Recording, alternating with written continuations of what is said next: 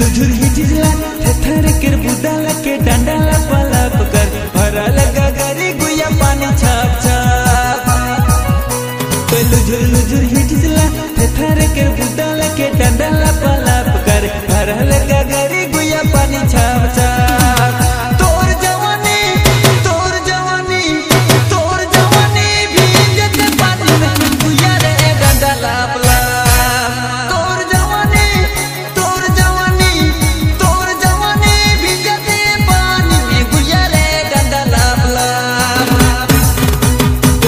लुझुर हिजला थेथर कर बुदा